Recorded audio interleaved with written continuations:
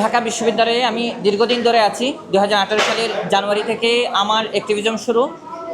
দীর্ঘ সময় ধরে যখন আমি ঢাকা বিশ্ববিদ্যালয়ের হলে কবি জসীমউদ্দিন হলে যখন হলে ছিলাম, তখন আমি বুঝতে পেরেছিলাম মাথা গোঁজার ঠাঁইকে কীভাবে ইনস্ট্রুমেন্টালাইজ করা হয়, পলিটিক্যাল হাতিয়ার হিসেবে কীভাবে মাথা গোঁজার ঠাঁইকে ব্যবহার করা হয়। সো সেই জায়গা থেকে আমি তখন থেকে আওয়াজ শুরু করি, প্রথম বর্ষ থেকে বৈধ সিট। সো সেই জায়গা থেকে আমি ঢাকা বিশ্ববিদ্যালয়ে ডাকসু নির্বাচন 2025 এজিএস পদপ্রার্থী আমি যদি নির্বাচিত হই, তাহলে আমি প্রথম বর্ষ থেকে বৈধ সিট নিশ্চিত করব। কিভাবে করব? ঢাকা বিশ্ববিদ্যালয়ের আশেপাশে যেসব ব্যাংক এবং ভবন আছে সেগুলোকে ভাড়া নেওয়া, এবং ভাড়া নেওয়ার মাধ্যমে ঢাকা বিশ্ববিদ্যালয়ে প্রশাসনিকভাবে তাদেরকে সিটের ব্যবস্থা করা যায়। যদি সেটা করা না হয় তাহলে আবাসন বৃত্তি দেওয়া যায়।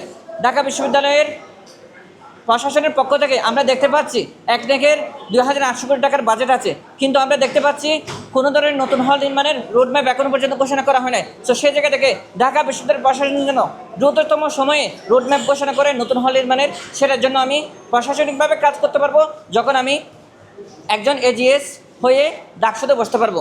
এত বছর ধরে আমি প্রথম বর্ষ থেকে বৈধ সিট থেকে শুরু করে হলের ক্যান্টিনের খাবার থেকে শুরু করে ট্রান্সপোর্টেশন থেকে শুরু করে যেসব বিষয় নিয়ে আমি রেজ করেছি ভয়েস, সেসব বিষয় আমি এক্সিকিউট করতে পারবো যখন ডাকসুতে নির্বাচিত হতে পারবো।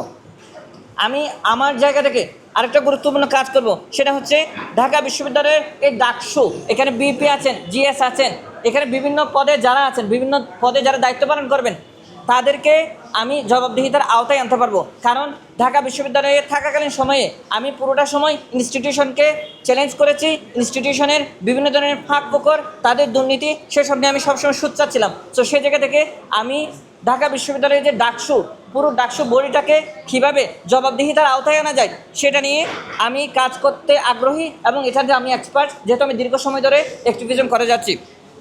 এর বাইরে ঢাকা বিশ্ববিদ্যালয়ের শিক্ষার্থীদের একটা বড় সমস্যা হচ্ছে ঢাকা বিশ্ববিদ্যালয়ের হাইজিন মেনটেন না করা। এখানে যে টয়লেট আছে, এখানে ওয়াশরুম আছে, ভয়াবহ রকমের আবর্জনা যুক্ত থাকে। সো সেই জায়গা থেকে এটাকে একটা মনিটরিংয়ের মধ্যে নিয়ে আসা, সেটা নিয়ে আমি কাজ করব। শিক্ষার্থীদের পার্ট টাইম দেখেন, আমি যখন গ্রাম থেকে আসতেছি তখন আমি আননোন টু দ্য সিটি, আমার মাথা গোঁজার কোনো ঠাঁই থাকে না, আমার কোনো কর্মসংস্থানের ব্যবস্থা থাকে না। সো সেই জায়গা থেকে একটা টিউশন পেতে গেলেও আমাকে বেশ ব্যাক পেতে হয়। সো সেই জায়গা থেকে ঢাকা বিশ্ববিদ্যালয়ের টিএসসি, ঢাকা বিশ্ববিদ্যালয়ের ডাকসু, রেজিস্ট্রার ভবন সহ অনেক জায়গায় আউটসোর্সিং নেওয়া হয়, বিভিন্ন মানুষকে পার্ট টাইম জব দেওয়া হয়। কিন্তু আমরা যদি ঢাকা বিশ্ববিদ্যালয়ের শিক্ষার্থীদেরকে এই আউটসোর্সিংয়ের মধ্যে নিয়ে আসতে পারি, তাহলে শিক্ষার্থীদের এই যে কর্মসংস্থানের একটা ব্যবস্থা হয়। ঢাকা বিশ্ববিদ্যালয়ের শিক্ষার্থীরা যখন গ্রাম থেকে আসে, তাদের মাথা গোঁজার ঠাঁই থাকে না, তাদের কোনো কর্মসংস্থান থাকে না। তো সেই জায়গা থেকে পার্ট টাইম জবের যদি ব্যবস্থা করা হয়, তাইলে শিক্ষার্থীরা একটা আশ্রয় পাবে। এর বাইরে ঢাকা বিশ্ববিদ্যালয়ের খাবারের মানের কথা আমরা জানি। ঢাকা বিশ্ববিদ্যালয়ের শিক্ষার্থীদের খাবারের মানের অবস্থা খুবই খারাপ।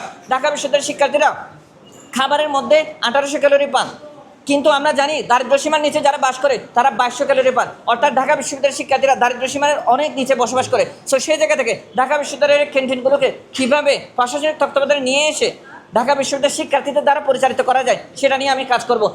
আপনাদেরকে জানার জন্য বলতেছি, ঢাকা বিশ্ববিদ্যালয়ে দুই ধরনের ক্যান্টিন আমরা দেখতে পাই। একটা হচ্ছে মেস আর একটা ক্যান্টিন। ক্যান্টিন ইজারা দেওয়া হয় আর মেস শিক্ষার্থীদের দ্বারা পরিচালিত হয়।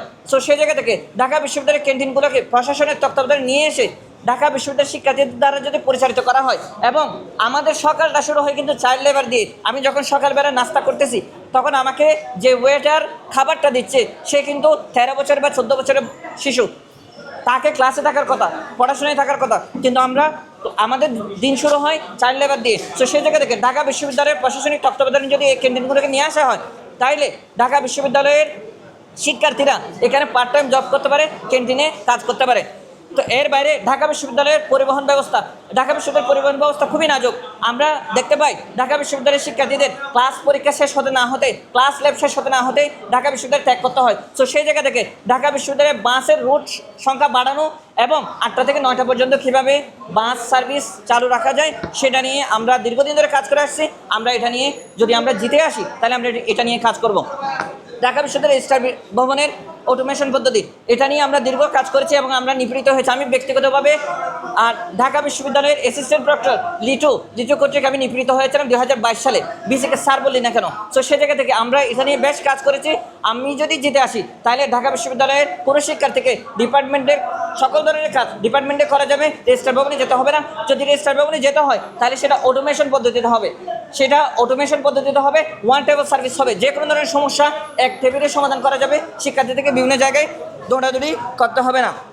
আমার আরেকটা প্রধান কাজ হবে ঢাকা বিশ্ববিদ্যালয়ের পুরো ডাকসু বডিটাকে গণতান্ত্রিক করা, জবাবদিহি করা। এটা নিয়ে আমার বেশ অনেক বছর ধরে আমি কাজ করেছি। ঢাকা বিশ্ববিদ্যালয়ের প্রত্যেকটা বিষয়কে আমি ক্রিটিক্যালি দেখেছি, প্রশ্ন করেছি। সো সেই জায়গা থেকে ডাকসুর বিপি থেকে শুরু করে যত ধরনের পদ আছেন, দায়িত্ব আছেন, তাদেরকে জবাবদিহিতার মধ্যে রাখতে আমি বেশ কাজ করতে পারবো এবং এটাতে আমি এক্সপার্ট। সো সেই জায়গা থেকে আমি যদি জিতে আসি, আমি এসব বিষয় নিয়ে কাজ করতে পারবো।